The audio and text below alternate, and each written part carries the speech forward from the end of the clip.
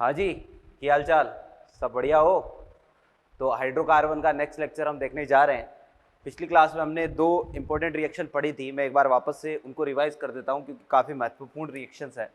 एक तो हम बात कर रहे हैं भाई आंशिक अपचयन की, है ना। आंशिक अपचयन, आंशिक अपचयन करवाने के दो तरीके।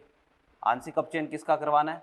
तो भाई एल्काइन का करवाना है कि हमारे पास कोई भी एल्काइन है, अगर यहाँ पर लिखा हुआ आ जाए हाइड्रोजन और साथ में PdBaSO4, ठीक है, ये लिखा हुआ आ जाए तो भाई इसको क्या बोलते हैं? ये हमारे पास लिंडलार कैटलिस्ट है, ठीक है। और इसकी प्रेजेंस में यहाँ पर BaSO4 या कैल्शियम कार्बोनेट हो सकता है, जो कि किसकी तरह काम करता है? उत्प्रेरक विष की तरह काम करता है, जो पैलेडियम की सक्रियता को कम करने का कम करेगा एक तरीके से। तो रिएक्शन होगी और जो एल्कीन बनेगी वो कौन सी होगी भाई? सिस वाली होगी या ट्रांस वाली होगी? तो जो एल्कीन होगी वो हमारे पास सिस एल्कीन प्राप्त होगी, है ना। एक तो ये वाला केस है। एक भाई हमारे पास कंडीशन ऐसी है कि एल्काइन है और एल्काइन जो है इसका आप करवा दो बर्च अपचयन, सोडियम और लिक्विड अमोनिया, है ना। इसको क्या बोलेंगे हम? बर्च रिडक्शन, बर्च अपचयन बोलेंगे। तो जब बर्च अपचयन करवाओगे तो भी हमारे पास क्या बनेगा? एल्कीन ही बनेगी। लेकिन अब एल्कीन कौन सी होगी भाई? अब एल्कीन होगी हमारे पास ट्रांस एल्कीन। क्लियर है बात? तो एक जगह हमारे पास बनती है भाई सिस एल्कीन, एक जगह हमारे पास बनती है ट्रांस एल्कीन। ये दो एल्कीन हमें प्राप्त होती है आंशिक अपचयन जब भी करवाएंगे तो, है ना। अगर कंप्लीट रिडक्शन करवाना, पूरी तरह से अपचयन होगा तो पूरी तरह से अपचयन होगा तो ये वाला बॉन्ड भी क्या हो जाएगा? ब्रेक हो जाएगा। फाइनली क्या बनेगा? एल्केन बनेगा। लेकिन अगर एल्काइन से हमें एल्कीन पर रिएक्शन रोकनी है तो आपको बर्च अपचयन करवाना पड़ेगा। क्लियर है? ये दोनों रिएक्शन हमने देख ली थी। एक दो रिएक्शन, एक अलग रिएक्शन है, हालांकि 12th क्लास से रिलेटेड है, लेकिन फिर भी कहीं पर किसी में आ जाए क्वेश्चन, एग्जाम्पल आ जाए तो आपको याद रखना है। तो भाई एक तो होता है क्लीमेंशन अपचयन, है ना, क्लीमेंशन अपचयन, ठीक है। एक होता है अपने पास वुल्फ किस्नर अपचयन। ये दो अपचयन की रिएक्शन और है, हालांकि इनमें जो है वो हम एल्कीन या एल्काइन का अपचयन नहीं करवाते हैं। इनसे क्या होता है?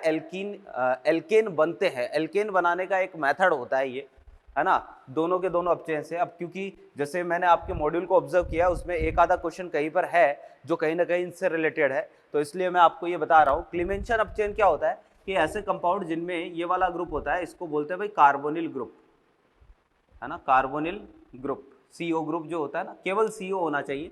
कार्बोनिल ग्रुप यानी कि बेसिकली कार्बोनिल ग्रुप वाले कंपाउंड एल्डिहाइड या कीटोन, है ना। ये तो कार्बोनिल कंपाउंड किनको बोलते हैं? एल्डिहाइड या कीटोन को बोलते हैं, है ना। आप कहोगे कि सर CO ग्रुप तो जो है वो हमारे पास कार्बोक्सिलिक एसिड में भी होता है CO ग्रुप तो, लेकिन भाई ध्यान में रखना कि कार्बोक्सिलिक एसिड में इस पूरे को हम क्रियात्मक समूह मानते हैं। ये पूरा क्रियात्मक समूह होता है, ये पूरा अलग है, केवल CO अलग है। तो जब भी कार्बोनिल कंपाउंड की बात करें तो समझ जाना मैं कहीं ना कहीं एल्डिहाइड और कीटोन की बात कर रहा हूँ। क्लियर है? तो क्लीमेंशन रिडक्शन में क्या करते हैं? इस कंपाउंड को, यानी ऐसे कंपाउंड जिनमें ये वाला ग्रुप होता है एल्डिहाइड या कीटोन को, बेसिकली हम ट्रीट करते हैं जिंक अमलगम और HCl के साथ ट्रीट करते हैं, जिंक HgHCl, है ना। अमलगम का मतलब क्या होता है? अगर किसी मेटल के साथ आप मरकरी मिक्स कर दोगे तो उसको हम अमलगम बोलते हैं। तो जिंक अमलगम हो गया, और जिंक और Hg का जो मिश्रण है इसको जिंक अमलगम बोलेंगे, साथ में HCl। तो ये काम क्या करता है? ये एक तरीके से अपचयन का काम करता है, और जब अपचयन होगा तो ये वाला जो ग्रुप है ना, ये फाइनली CH2 में बदल जाएगा। कैसे बदलता है? मैकेनिज्म हमें अभी डिस्कस नहीं करनी है, आपको डायरेक्टली ध्यान में रखना है। कई जगह क्वेश्चन पूछा जा सकता है ना। डायरेक्टली क्वेश्चन नहीं आएगा क्योंकि 12th क्लास से रिलेटेड है, बस हिंट के तौर पर मैं आपको ये अभी बता रहा हूँ कि भाई CO ग्रुप है, जिंक HgHCl के साथ इसका रिडक्शन करवा दो तो CH2 में बदल जाएगा। ये भी यही काम करता है। जो हमारे पास कार्बोनिल कंपाउंड है वही एल्डिहाइड या कीटोन। अब बस यहाँ पर रिएजेंट जो है वो अलग होता है। यहाँ रिएजेंट होता है भाई NH2 हाइड्रोजीन, और साथ में जो है वो यहाँ पर ग्लाइकोल, है ना, और OH माइनस या KOH ये लिखा हुआ आएगा, ठीक है ना। NH2 हाइड्रोजन, बेसिकली ये लिखा हुआ आएगा, ठीक है। तो ये जो अपचयन है ये भी यही काम करता है, same to same CO group को किस में बदलने का काम करेगा? CH2 में बदलने का काम करेगा, है ना। तो यहाँ पर बस रिएजेंट अलग होने की वजह से इनका नाम क्या है? अलग है। तो ये कुल मिला के ये हमारे पास इतनी रिडक्शन की रिएक्शंस है। अब क्वेश्चन कैसे आता है उसकी बात हम कर लेते हैं। तो देखिएगा,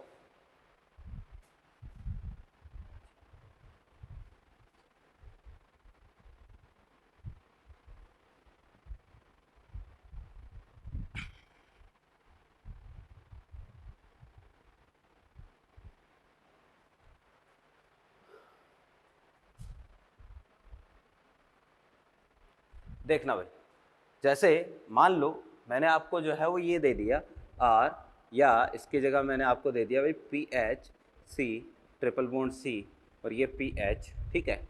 इसकी रिडक्शन मैंने यहाँ पर लिख दिया भाई PD या हाइड्रोजन PDBaSO4, ठीक है, ये लिख के दे दिया।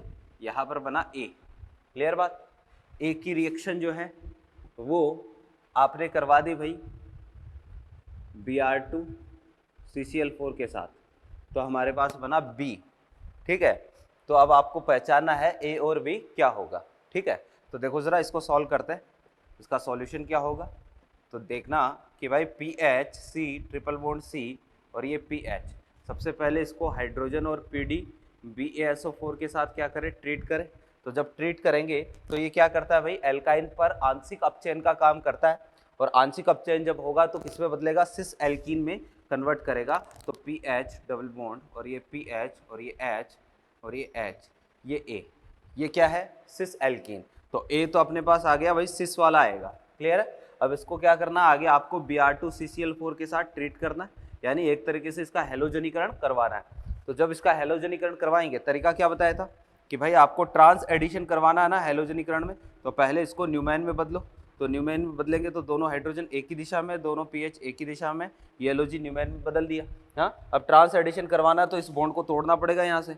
जैसे ही इस बॉन्ड को तोड़ूंगा तो एक वैलेंसी तो ये खाली हो गई, एक वैलेंसी ये खाली हो गई, एक Br यहाँ जोड़ दो, एक Br यहाँ जोड़ दो, ये लो जी, खत्म बात। हाँ, अब इसको किस में बदल दो, फीसर में बदल दो।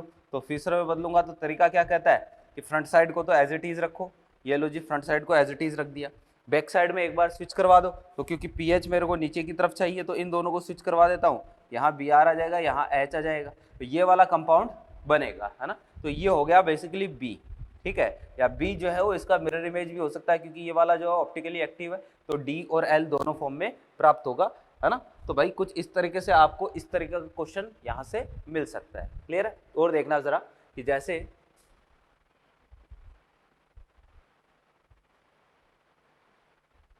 आपको जैसे ऐसे दे दिया, ठीक है, जिंक HgHCl दे दिया और प्रोडक्ट पूछ लिया, तो यहाँ पर क्या करना है भाई, देखना जरा कि ये कीटोन दे रखा है, कीटोन के साथ जिंक HgHCl, यानी कि कौन सा रिडक्शन है, क्लीमेंशियल रिडक्शन है। इसमें केवल जो CO ग्रुप है ना, इसको CH2 में कन्वर्ट करना है, तो इसको CH2 में कन्वर्ट करूंगा। CO ग्रुप ये क्या है, CH2, खत्म बात। ये लो, ये अपना क्या है, प्रोडक्ट है। समझ गए बात को? तो भाई इस तरीके से आपको क्या करना है, काम करना है, प्रोडक्ट बनाना है, ठीक है। ऐसे क्वेश्चन यहाँ से जनरली पूछे जाते हैं। थोड़ा सा आगे बढ़ते हैं, अपन टॉपिक की तरफ चलते हैं। तो ध्यान से देखिएगा, हमने एल्कीन और एल्काइन का अपचयन देख लिया, कल उत्प्रेरक की हाइड्रोजनीकरण की रिएक्शन भी हमने देख ली। अब जो बात करने जा रहे हैं वो है मुक्त मूलक प्रतिस्थापन अभिक्रियाएं, है ना, एल्कीन में बेसिकली।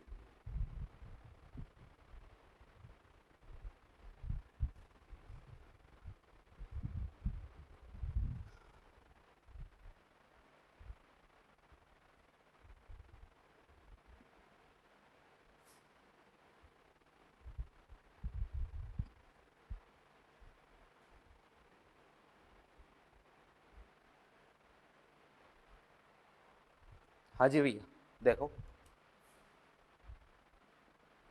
एल्कीन में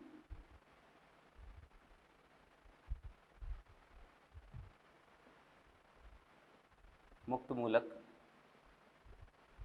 प्रतिस्थापन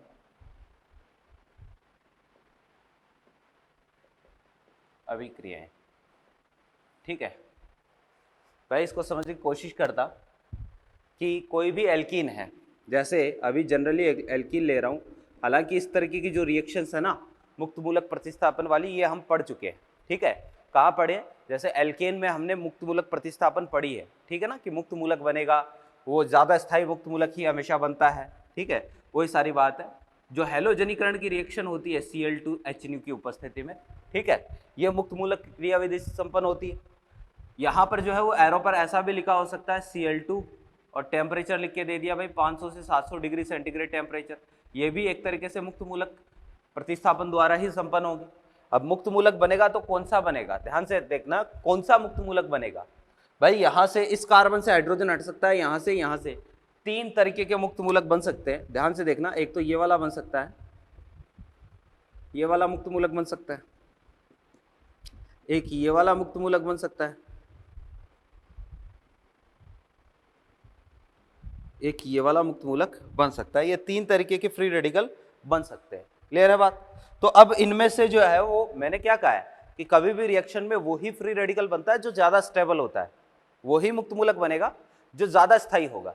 तो इनमें से ज्यादा, सबसे ज्यादा स्थायी कौन सा आप खुद बताइए, डबल, सिंगल और ये ऑड इलेक्ट्रॉन। ये अनुनाद वाला है, ये डबल बॉन्डेड कार्बन पर ऑड इलेक्ट्रॉन है, ये भी डबल बॉन्डेड कार्बन पर ऑड इलेक्ट्रॉन है, इन दोनों में अनुनाद नहीं है, इसमें अनुनाद है, ये वाला ज्यादा स्टेबल है। इसका मतलब फ्री रेडिकल बनेगा ये वाला बनेगा, और ये वाला फ्री रेडिकल बनेगा ना तो हमारे पास जो है CH2 और ये Cl, ये वाला जो है वो क्या बनेगा भाई, मेजर प्रोडक्ट बनेगा। तो ये इसकी बात हमने पहले डिस्कशन इसके बारे में कर लिया है।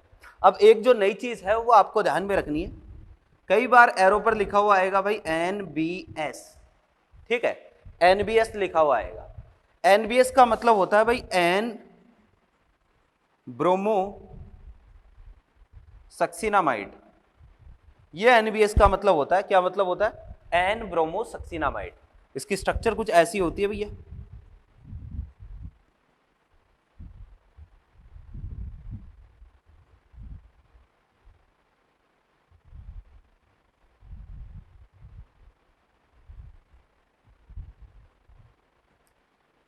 ये इसकी स्ट्रक्चर होती है, ठीक है, NBS है या N ब्रोमो सक्सिनामाइड है, ठीक है। अब ये काम क्या करता है इस पर आपको ध्यान देना है। तो NBS जो है ये बेसिकली एलाइलिक या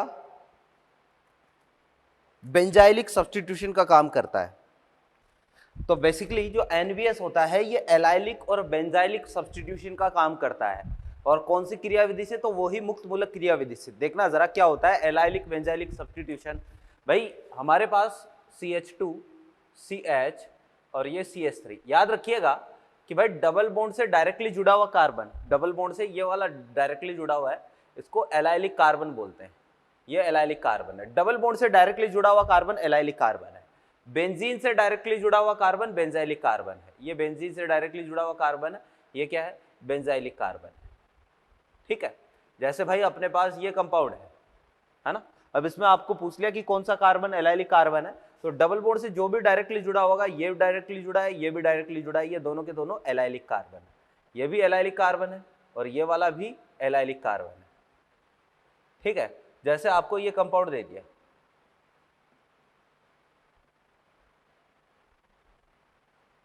ये कोई कंपाउंड दे दिया, इसमें पूछा है कि कौन सा बेंजाइलिक कार्बन है, तो बेंजीन रिंग से डायरेक्टली ये जुड़ा है, ये बेंजाइलिक है, ठीक है, ये भी डायरेक्टली जुड़ा हुआ है, ये भी बेंजाइलिक है, ठीक है, ये बेंजाइलिक नहीं है, ये वाला भी बेंजाइलिक नहीं।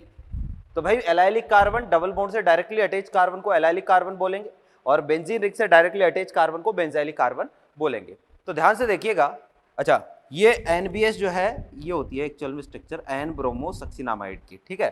तो ये काम क्या करता है, ये एलाइलिक या बेंजाइलिक सब्स्टिट्यूशन का काम करता है, यानी एलाइलिक या बेंजाइलिक कार्बन का जो हाइड्रोजन है वो हटाता है और वहां पर ब्रोमीन जोड़ने का काम करता है। तो ये जो कार्बन है ना, यहां पर आके क्या जुड़ेगा, यहां पर हमारे पास ब्रोमीन जुड़ेगा CH2Br। कुल मिला के मैं ये लिख देता हूं NBS एलाइलिक या बेंजाइलिक सब्स्टिट्यूशन, सब्स्टिट्यूशन का मतलब प्रतिस्थापन करता है, ठीक है।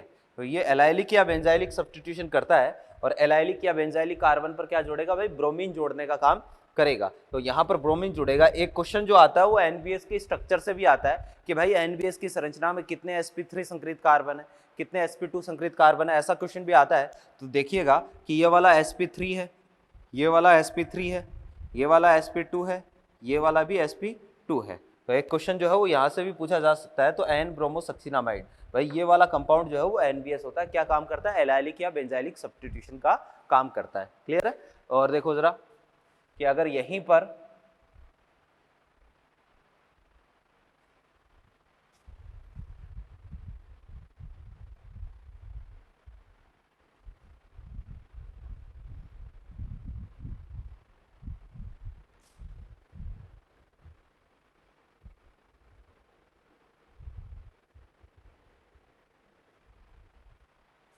हाँ भाई,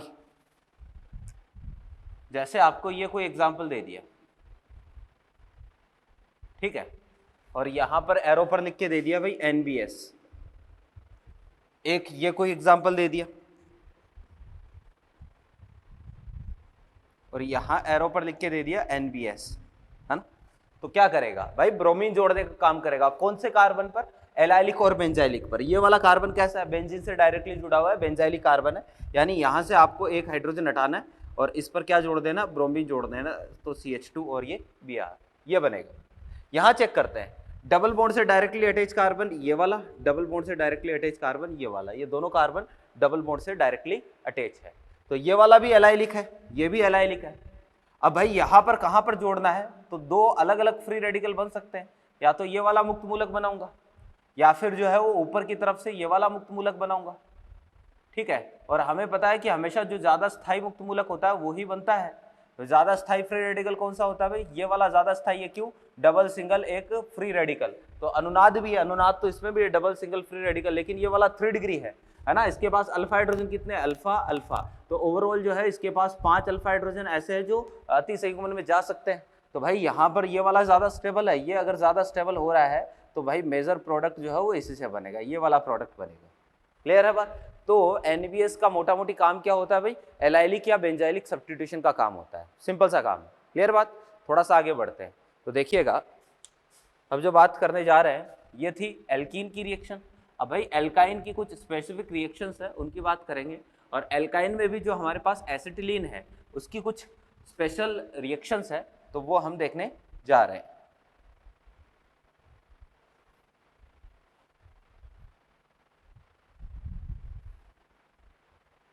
एसिटिलीन की अभिक्रियाएं,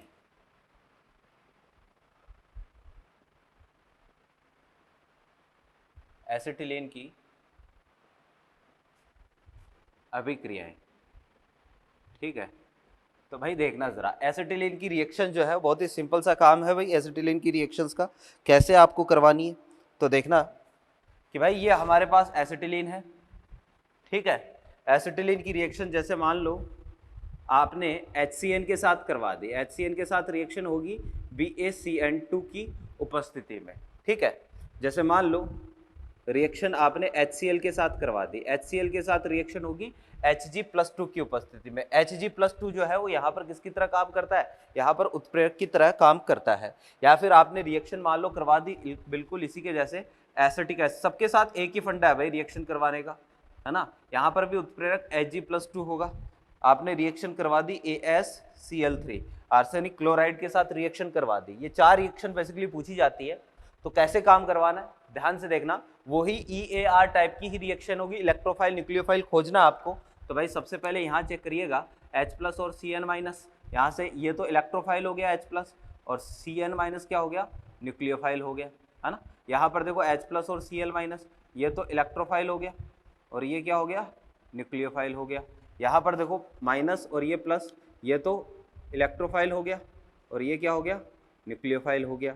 यहाँ पर जो है वो हम बिल्कुल ऐसा ही काम करेंगे, ये कुछ ऐसे टूटेगा AsCl2 और ये Cl- AsCl+, बिल्कुल ऐसे टूटेगा, ठीक है ना। तो बस प्लस माइनस करना है। इलेक्ट्रोफाइल को देखकर इस बॉन्ड के इलेक्ट्रॉन कहीं एक तरफ शिफ्ट होंगे, किसी भी कार्बन पर शिफ्ट करवा दो, क्योंकि दोनों कार्बन कैसे हैं? सिमिलर है। तो हमारे पास कंडीशन ऐसी आएगी CH डबल बॉन्ड CH, एक कार्बन पर तो जुड़ेगा हाइड्रोजन, जैसे इधर वाले पर हाइड्रोजन जोड़ देता हूँ, और एक कार्बन पर जुड़ेगा Cn, ये लो ये कंपाउंड बनेगा। क्लियर है? यहाँ पर चेक करते हैं तो यहाँ हमारे पास बनेगा CH2Cn और ये CH2CH और ये Cl। यहाँ पर क्या बनेगा भाई? CH2 डबल बॉन्ड CH और ये OCO और ये CH3, ये वाला बनेगा। यहाँ पर क्या बनेगा भाई? किसी एक कार्बन पर तो माइनस वाला, एक पर प्लस वाला, तो हमारे पास कंडीशन ऐसी है, देखना जरा, CH डबल बॉन्ड CH, एक पर तो Cl जुड़ गया, एक पर AsCl2 जुड़ गया, ये सारे कंपाउंड बनेंगे। बस प्लस माइनस आपको करना है। भाई इस कंपाउंड का नाम जो है, इसका नाम क्या हो जाएगा, एक तरीके से देखो जरा, वाइनिल, और ये क्या है, नाइट्राइल या वाइनिल साइनाइड। ये क्या है, vinyl chloride, vinyl chloride, vinyl nitrile या साइनाइड। ठीक है, नाइट्राइल काम में ले लेते, नाइट्राइल। ठीक है, इसका नाम क्या है, वाइनिल एसीटेट।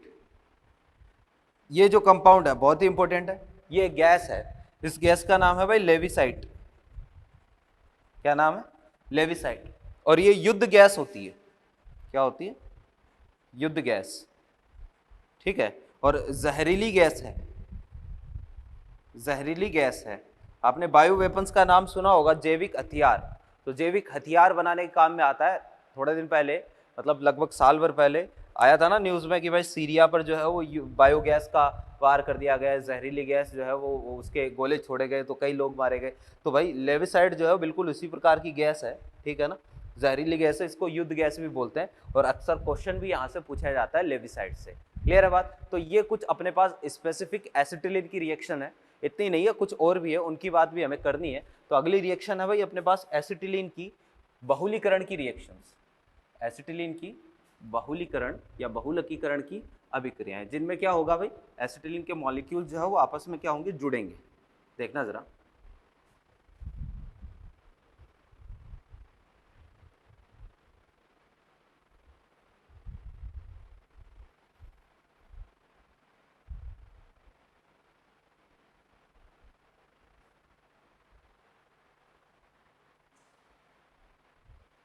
एसिटिलीन की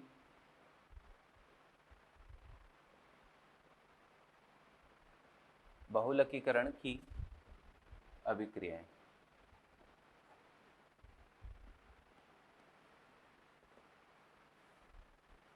ठीक है भाई, देखो जरा, एसिटिलीन है, ठीक है, इसको क्या करते हैं, रेड हॉट आयरन ट्यूब में से पास करवाते हैं। ठीक है, क्या करते हैं, रेड हॉट आयरन ट्यूब में से इसको पास करवाते हैं। अब ये क्या होती है, हिंदी में बोलते हैं भाई रक्त तप्त आयरन नलिका। रक्त तप्त का मतलब है आयरन की जो एक पाइप होती है, लोहे की पाइप होती है, उसको इतना गर्म कर दो कि वो एकदम लाल हो जाए, खून जैसी लाल हो जाए। तो जैसे करना क्या है भाई, ये हमारे पास कोई लोहे की पाइप है, इसको आपने इतना ज़्यादा गर्म कर दिया कि एकदम लाल चिट हो गई।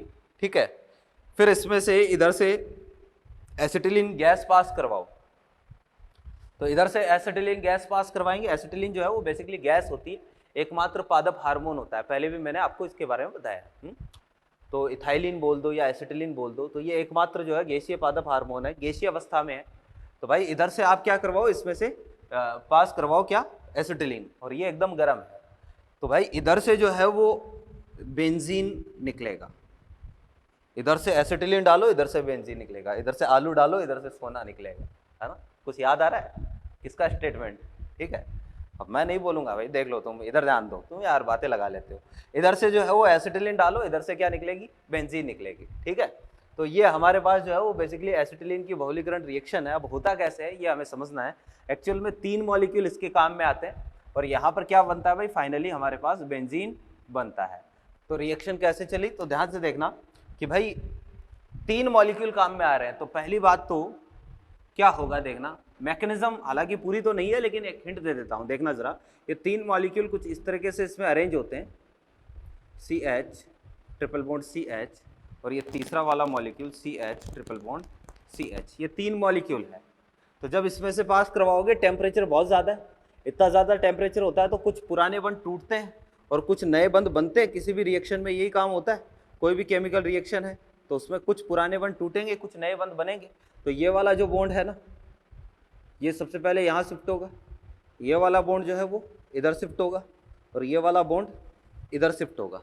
ठीक है, तो जैसे ही ये बॉन्ड्स की शिफ्टिंग होगी तो कंडीशन ऐसी आएगी, देखना ज़रा कि भाई CH डबल बॉन्ड CH, फिर CH डबल बॉन्ड CH, और ये CH डबल बॉन्ड CH। तो एक बॉन्ड इधर शिफ्ट हो गया तो यहाँ पर बॉन्ड आ गया, एक बॉन्ड इधर शिफ्ट हो गया तो यहाँ बॉन्ड आ गया, एक बॉन्ड इधर शिफ्ट हो गया तो यहाँ पर बॉन्ड आ गया। तो यही तो क्या है, बेंजीन है ना। Double single double single double single double, ये तो क्या है, बेंजीन है। ठीक है, अब ये एसिटिलीन के बहुलीकरण, बहुलीकरण का मतलब क्या होता है, एक तरीके से जब समान प्रकार के दो या दो से ज्यादा प्रकार के अणु आपस में मिलकर एक सिंगल मॉलिक्यूल में कन्वर्ट हो जाते हैं तो इस प्रोसेस को हम बहुलीकरण बोलते हैं। ठीक है ना। तो एसिटिलीन की बहुलीकरण की रिएक्शन है, क्योंकि इसमें 3 मॉलिक्यूल एसिटिलीन के जुड़ रहे हैं इसलिए इसको त्रिलकीकरण बोला जाता है, त्रिलकीकरण। ठीक है ना, ध्यान से देखो जरा रिएक्शन को, क्योंकि 3 मॉलिक्यूल जुड़ रहे हैं इसलिए क्या बोलेंगे, इसको त्रिलकीकरण बोलेंगे। ठीक है, और देखो जरा, ऐसे ही 4 मॉलिक्यूल भी जुड़ सकते हैं, लेकिन 4 मॉलिक्यूल जुड़ने के लिए भाई देखो जरा, अगर एसिटिलीन है 4 मॉलिक्यूल भी जुड़ सकते हैं, अगर इसको क्या करो आप NiCN4 के साथ हीट करो। ठीक है ना, 4 मॉलिक्यूल है इस बार, तो NiCN4 के साथ, सॉरी NiCN2 के साथ अगर इसको क्या करोगे आप हीट करोगे, NiCN2 के साथ इसको हीट करोगे तो क्या होगा, अब 4 मॉलिक्यूल जुड़ेंगे बिल्कुल इसी पैटर्न में। ये एक मॉलिक्यूल, ये दूसरा मॉलिक्यूल, ये तीसरा मॉलिक्यूल, ये चौथा मॉलिक्यूल। ठीक है, तो 4 मॉलिक्यूल इसी पैटर्न में जुड़ेंगे। ये वाला जो है वो यहाँ, ये वाला जो है वो यहाँ, ये वाला जो है वो यहाँ, और ये वाला जो है वो यहाँ। ठीक है, तो इस तरीके से जब जुड़ेंगे तो एक कंपाउंड बनेगा हमारे पास CH double bond CH, CH double bond CH, CH और ये CH। ठीक है, तो ये जो है वो हमारे पास बनता है कंपाउंड। और अगर इसको मैं BLN में लेके जाऊं तो ये भाई कुछ ऐसा दिखेगा BLN में।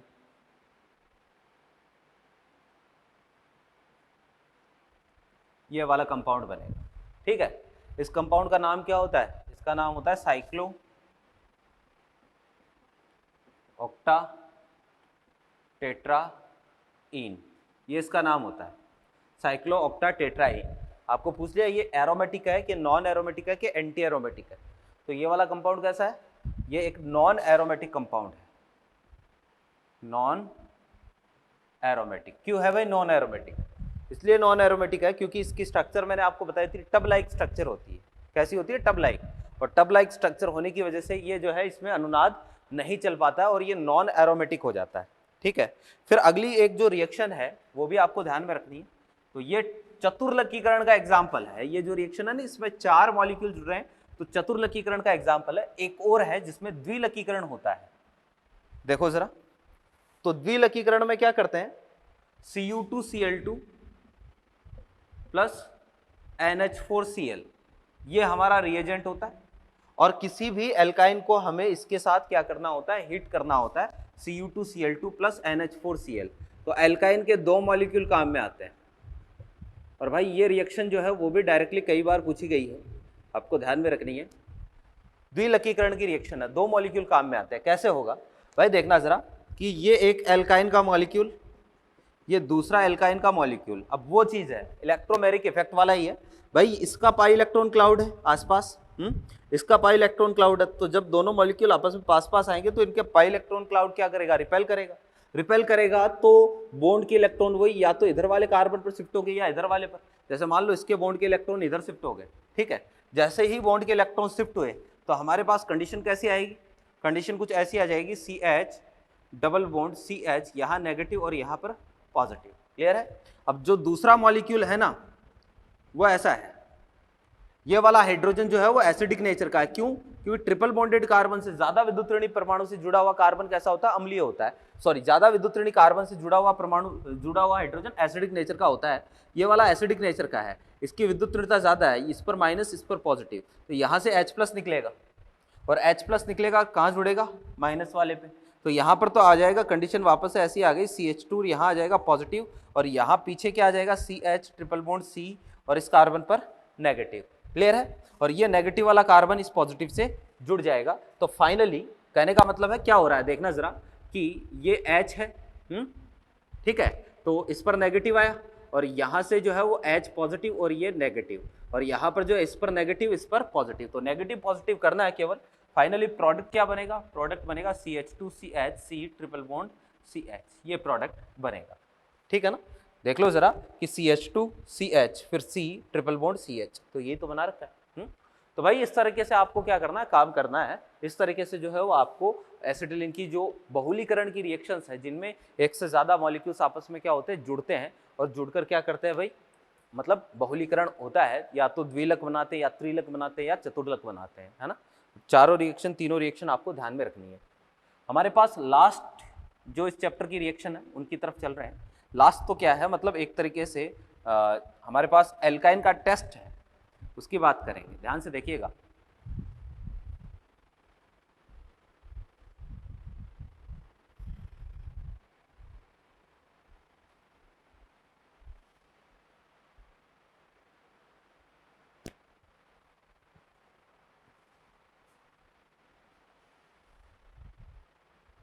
हाँ भाई, हेडिंग है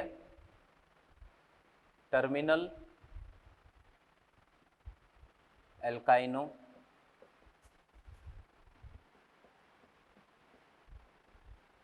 का परीक्षण,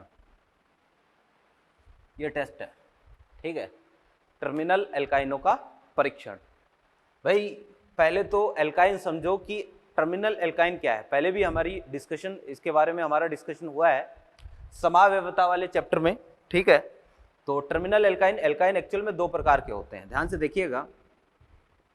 एक तो ये वाला एल्काइन है, एक ये वाला एल्काइन है, एक तो ये एल्काइन है, एक ये एल्काइन है, ठीक है। ये वाला जो है इसमें ट्रिपल बॉन्ड जो है वो सिरे पर है, इसमें ट्रिपल बॉन्ड बीच में है।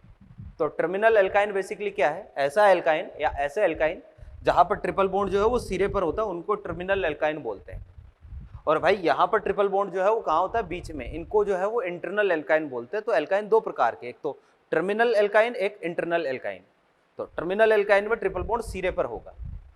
अब भाई ध्यान ये रखना है कि टर्मिनल एल्काइन में सिरे पर जुड़ा हाइड्रोजन परमाणु अम्लीय प्रकृति का होता है, अम्लीय प्रकृति का होता है। ये चीज ध्यान में रखनी है कि सिरे पर जुड़ा जो हाइड्रोजन परमाणु है वो एसिडिक नेचर का होता है, यानी ये वाला हाइड्रोजन जो है ना वो एसिडिक नेचर का है, ठीक है। ये वाला हाइड्रोजन एसिडिक नेचर का नहीं है, ये वाला हाइड्रोजन एसिडिक नेचर का है। क्यों?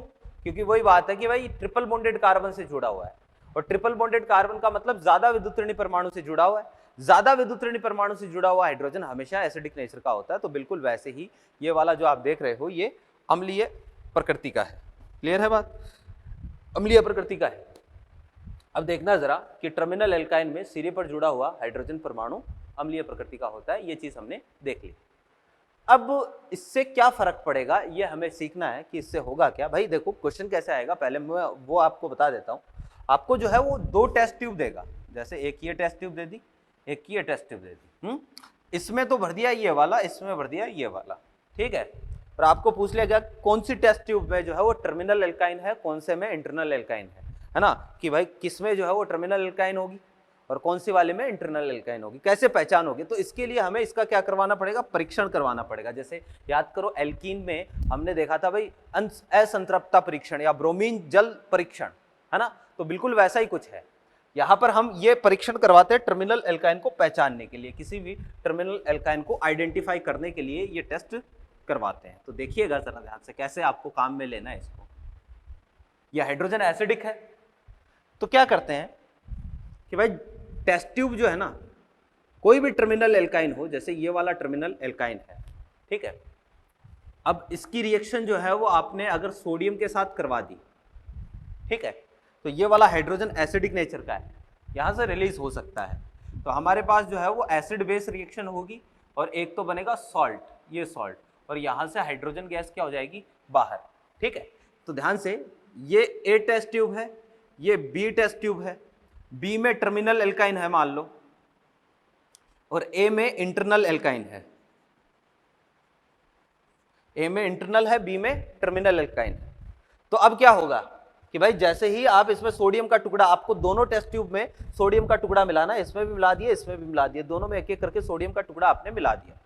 जैसे ही सोडियम का टुकड़ा मिलाओगे तो अब इंटरनल वाले में तो ये रिएक्शन होगी नहीं, क्यों? क्योंकि वहां पर तो हाइड्रोजन होगा नहीं, सिरे पर एसिडिक हाइड्रोजन होगा नहीं, तो एसिडिक हाइड्रोजन नहीं होगा तो इंटरनल वाले में कोई गैस रिलीज नहीं होगी, टर्मिनल वाले में गैस रिलीज होगी। तो जहां से गैस रिलीज हो रही है इसका मतलब उस टेस्ट ट्यूब में टर्मिनल एल्काइन है। तो एक तो ये टेस्ट हो गया। एक टेस्ट ये है अमोनीकृत सिल्वर नाइट्रेट, ध्यान से समझना इसको, नाम को, अमोनीकृत सिल्वर नाइट्रेट। क्लियर है? ये होता है भाई अपने पास AgNO3 प्लस NH4OH का मिश्रण। AgNO3 प्लस NH4OH का जो मिश्रण होता है, ये पूरा अमोनीकृत सिल्वर नाइट्रेट विलयन है। इसको एक नाम और बोला जाता है, इसको टोलेंस रिएजेंट भी बोला जाता है। क्या बोलते हैं? टोलेन अभिक्रमक हिंदी में। ठीक है, आप इसके साथ रिएक्शन करवा दो। जैसे ही आप रिएक्शन करवाओगे तो एक कंडीशन आएगी, भाई देखो जरा, Ag प्लस और NO3 माइनस। तो कंडीशन में हमारे पास बनेगा क्या? एक कंपाउंड बनेगा भाई CH3 C triple bond C और ये Ag प्लस, ये एक कंपाउंड बनेगा। और ये जो कंपाउंड आप देख रहे हो ये व्हाइट कलर का होता है। कैसा होता है? व्हाइट कलर का होता है, यानी कि इसका व्हाइट पीपीटी आता है। ठीक है, क्या आता है भाई? White PPT. तो व्हाइट पीपीटी, पीपीटी का मतलब होता है अवक्षेप, टेस्ट ट्यूब के पेंदे में आके बैठ जाता है। तो भाई आपको क्या करना है, या तो इससे टेस्ट करवा लो, ये रिएक्शन करवाओगे तो भी आपको पता चल जाएगा कि कौन सी टेस्ट ट्यूब में टर्मिनल एल्काइन है, कौन सी टेस्ट ट्यूब में इंटरनल एल्काइन है। या फिर जो है वो आप इससे टेस्ट करवा लो, इसमें आपने टोलेन रिएजेंट मिलाया, इसमें भी टोलेन रिएजेंट मिलाया, तो भाई जिसमें भी व्हाइट प्रेसिपिटेट, सफेद कलर का अवक्षेप आ जाता है, उसमें टर्मिनल एल्काइन है। तो भाई ये व्हाइट पीपीटी है तो इसमें टर्मिनल एल्काइन है, ऐसे पता चलता है। एक और टेस्ट है, अगर मैं इसमें क्या करूं, Cu2Cl2 क्यूप्रस क्लोराइड और NH4OH, इसको बोलते हैं अमोनिकल क्यूप्रस क्लोराइड, ये मिला दूं तो भी भाई बिल्कुल ऐसी ही रिएक्शन होगी, CH3C ट्रिपल बॉन्ड C और ये Cu प्लस और ये माइनस। इसका रेड पीपीटी होता है। कैसा होता है? रेड कलर का पीपीटी होता है। तो अगर आपने ये ना मिलाकर ये वाला मिला दिया तो भी भाई जिसमें रेड पीपीटी आएगा वहां से आपको पता चल जाएगा कि भाई इसमें टर्मिनल एल्काइन है। तो कुछ इस तरीके से हम पता करते हैं कि भाई कौन से वाले में टर्मिनल एल्काइन है, कौन सी में इंटरनल एल्काइन है। इससे संबंधित क्वेश्चन में आपको करवाऊंगा। आपको जो है वो कई बार इससे, जैसे किसी क्वेश्चन में बोल देगा कि एक कंपाउंड ए जो है वो टोलेन अभिक्रमक के साथ सफेद अवक्षेप नहीं देता है, लेकिन ए जो है वो हाइड्रोजन PDBASO4 के साथ रिएक्शन करके सिस वाली एल्कीन दे सकता है। कुछ इस तरीके से लैंग्वेज वाला क्वेश्चन दे देगा और फिर पूछ लेगा सीक्वेंस की ए क्या होगा, बी क्या होगा, सी क्या होगा। इस तरह के क्वेश्चन बहुत सारे अपने मॉड्यूल में, ऐसे क्वेश्चन बहुत सारे दिए गए हैं। हम सारे लैंग्वेज वाले सारे क्वेश्चन जो है वो क्लास में ही डिस्कस करेंगे। क्लियर है बात? तो भाई ये हमारे पास हो गए टर्मिनल एल्काइनों का टेस्ट। ओके, अब देखना जरा, एक छोटा सा टॉपिक, छोटी सी रिएक्शन है, वो और देख लेते हैं। हालांकि वो बताने की जरूरत तो नहीं है, लेकिन जब इतना पढ़ रहे हैं तो वो भी पढ़ लेते हैं क्योंकि अपने पास टाइम खूब है। देखिएगा,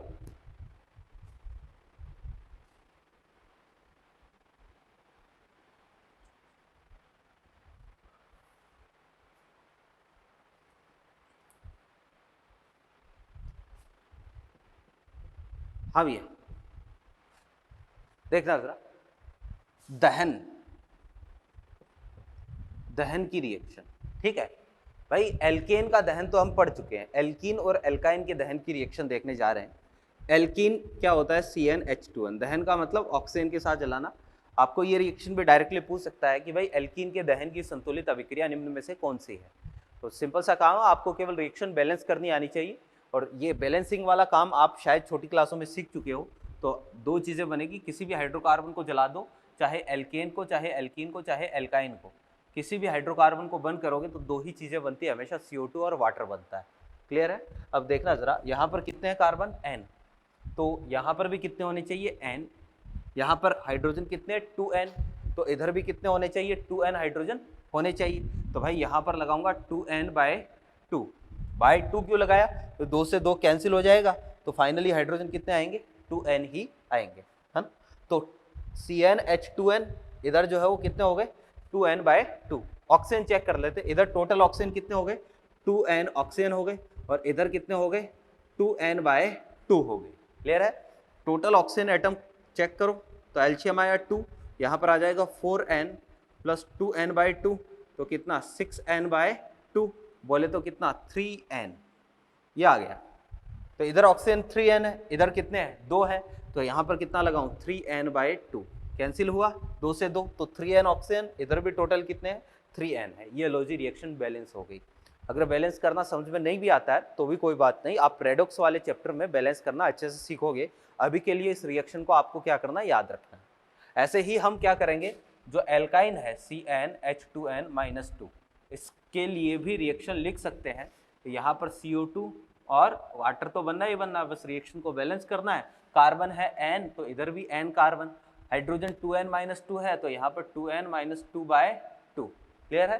तो ऑक्सीजन कितने हो गए इधर टोटल 2n ऑक्सीजन हो गए, प्लस इधर हाइड्रोजन जो है वो कितने हो गए, इधर कितने ऑक्सीजन हो गए, इधर हो गए 2n-2/2। एलसीएम आ गया कितना 2, तो ये कितना आ जाएगा 4n प्लस 2n-2, तो ये कितना हो जाएगा 4n plus 2n 6n-2/2, clear है। तो यहाँ पर कितना लगा दो भाई, यहाँ पर आ जाएगा अपने पास 6n-2/4O2। आप चेक कर लो, दोनों तरफ जो है वो सब कुछ इक्वल है। तो भाई इस तरीके से हमारे सामने क्या है, ये दहन की रिएक्शंस है। आप जो है वो दहन करवा के जो है डायरेक्टली यहाँ से क्वेश्चन पूछ सकता है कि भाई एल्कीन या एल्काइन की कौन सी दहन की रिएक्शन संतुलित है, या संतुलित दहन की रिएक्शन क्या होगी, क्लियर। अब एल्कीन और एल्काइन में और एल्केन में हमारे पास केवल एक ही टाइप की रिएक्शंस बाकी है, जो हमें काफ़ी ज़्यादा डिटेल में पढ़नी है, क्योंकि अब जो रिएक्शंस बताने जा रहा हूँ वहाँ से भी बहुत सारे क्वेश्चन आते हैं, है ना। ज़्यादातर क्वेश्चन जो है वो एल्कीन या एल्काइन में कहीं ना कहीं ऐसा क्वेश्चन आ ही जाता है। और अब हम बात करने वाले हैं इनके ऑक्सीकरण की अभिक्रियाओं। कौन सी रिएक्शन, ऑक्सीकरण की अभिक्रियाएं। तो ध्यान से देखिएगा, एक रिएक्शन बता देते हैं फिर बाकी कल करेंगे।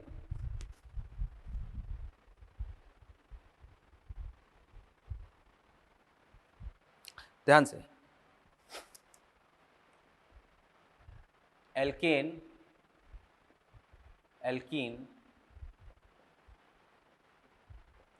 तथा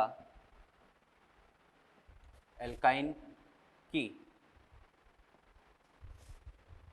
ऑक्सीकरण की अभिक्रियाएं। अब भाई ऑक्सीकरण क्या होता है, ऑक्सीजन का जुड़ना ऑक्सीकरण है, या हाइड्रोजन का निकलना ऑक्सीकरण है, या फिर इलेक्ट्रॉनों का त्यागना ऑक्सीकरण है, कैसे भी हम काम कर सकते हैं। अब ऑक्सीकरण की बात कर रहे हैं तो जनरली हम ऑक्सीजन का जुड़ना देखेंगे कि भाई ऑक्सीजन अगर जुड़ेगा तो ऑक्सीकरण होगा। सबसे पहले यहाँ पर बात करते हैं एल्केन का ऑक्सीकरण, एल्केन का ऑक्सीकरण, ठीक है भाई। देखो कि ऑक्सीकरण करवाने के लिए आपको कोई ना कोई ऑक्सीकारक की जरूरत पड़ेगी। जैसे निर्जलीकरण करवाने के लिए हमें किसी न किसी निर्जलीकारक की जरूरत पड़ी थी, अपचयन करवाने के लिए किसी न किसी अपचायक की जरूरत पड़ती है, ऐसे ही ऑक्सीकरण करवाने के लिए किसी न किसी ऑक्सीकारक की जरूरत पड़ती है। और यहाँ जो जनरल ऑक्सीकारक हम काम में लेने वाले हैं उनकी बात कर लेते हैं। तो भाई जनरल जो सबसे ज्यादा ऑक्सीकारक देखने को मिलेंगे आपको, सबसे ज्यादा देखने को मिलेगा K2Cr2O7H+, यानी अम्लीय माध्यम में K2Cr2O7 देखने को मिल सकता है, या फिर आपको KMNO4H+ देखने को मिल सकता है, या फिर आपको CrO3 और H+। ये जनरल ऑक्सीकारक है, ज्यादातर आपको ये वाले ऑक्सीकारक देखने को मिलेंगे। एल्केन की बात कर लेते हैं। तो एल्केन में शुरू में जब एल्केन मैंने स्टार्ट किया था तभी मैंने आपको ये चीज बताई थी, एल्केन में सारे के सारे बॉन्ड कैसे होते हैं, सिग्मा प्रकार के होते हैं। सारे ही जब सिग्मा बॉन्ड आ गए तो भाई एल्केन की रिएक्टिविटी बहुत ही कम होती है, सामान्य परिस्थितियों में एल्केन का ऑक्सीकरण नहीं होता है। तो मैं यहां पर लिख देता हूं, एल्केन में केवल सिग्मा बंध उपस्थित होते हैं, बंध उपस्थित होते हैं। अतः सामान्य परिस्थितियों में या सामान्यतः एल्केन का ऑक्सीकरण नहीं होता है।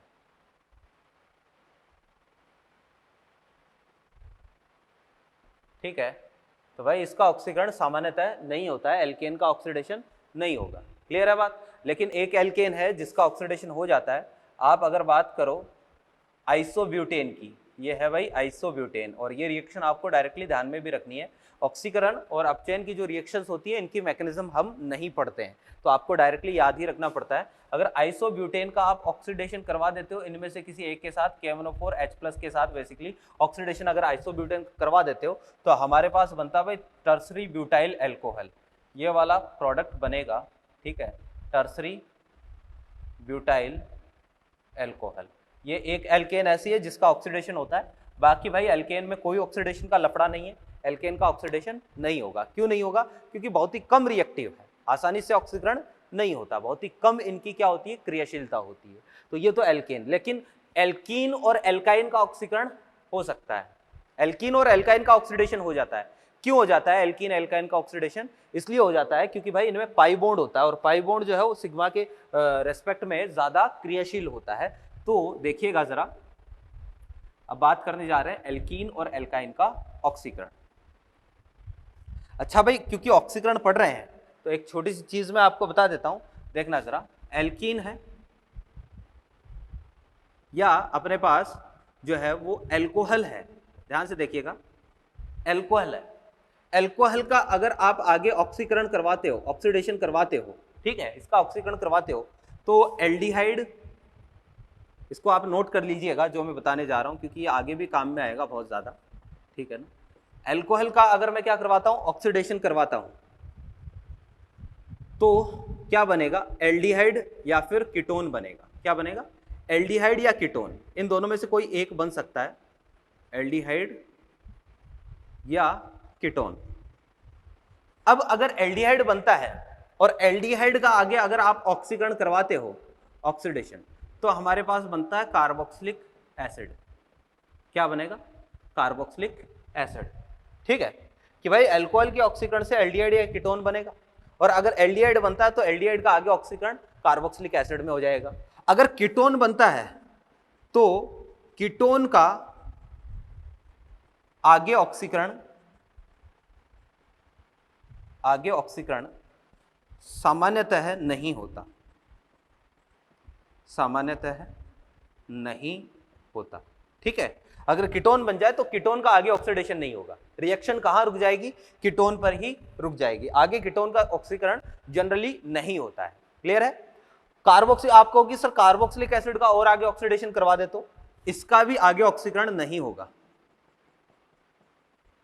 आगे ऑक्सीकरण नहीं करवाना है, ठीक है, नहीं करवाना है। एकमात्र ऐसा कार्बोक्सिलिक एसिड है जिसका आगे ऑक्सीकरण होता है, और वो है भाई HCOOH का आगे ऑक्सीकरण CO2 प्लस H2O में हो जाता है, ठीक है। ये एकमात्र ऐसा कार्बोक्सिलिक एसिड है जिसका आगे ऑक्सीडेशन संभव है, बाकी किसी भी कार्बोक्सिलिक एसिड को आपको आगे ऑक्सीडाइज नहीं करवाना है। ऑक्सीकरण का ये जनरल पैटर्न है, ठीक है। अगर आप वापस से इसका अपचयन करवा देते हो तो रिएक्शन उल्टी हो जाएगी। ऑक्सीकरण और अपचयन दोनों एक दूसरे का क्या होता है, अपोजिट, यानी किसी भी कार्बोक्सिलिक एसिड का अपचयन करवा दो तो एल्डिहाइड बन जाएगा या कीटोन बन जाएगा, और वापस से एल्डिहाइड कीटोन का आप अपचयन करवा दो तो क्या बन जाएगा भाई, एल्कोहल बन जाएगा। ये पैटर्न आपको ध्यान में रखना है। अब एल्कीन या एल्काइन का ऑक्सीकरण अगर आप करवाओगे तो सबसे पहले एल्कोहल, एल्कोहल से एल्डिहाइड या कीटोन, एल्डिहाइड या कीटोन से क्या बनेगा, कार्बोक्सिलिक एसिड, ठीक है। ये पैटर्न आपको क्या करना है भाई, ध्यान में रखना है।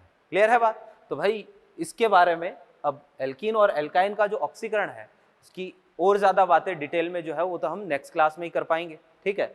आपको क्या करना है, आज की क्लास को ध्यान से पढ़ना है, इसके पॉइंट्स जो है वो आपको नोट करने हैं। कोई रिएक्शन अगर आपके समझ में नहीं आई हो तो वो आप मेरे से डिस्कस करें, हम आपकी वो प्रॉब्लम जो है वो बिल्कुल मिटाने की कोशिश करेंगे।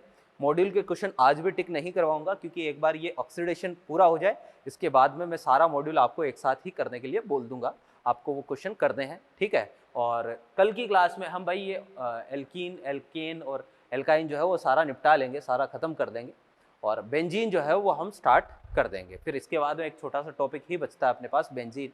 2 दिन का लेक्चर है बेंजीन को खत्म करने के बाद 2 दिन अपने पास बचेंगे मॉड्यूल डिस्कशन के लिए, ठीक है। तो उम्मीद करते हैं आज की क्लास आपको आज की क्लास में कोई डाउट नहीं आया होगा, फिर भी डाउट आ जाए आप मेरे से बात करें, यहाँ से हम कंटिन्यू करते हैं भाई नेक्स्ट क्लास में। Thank you.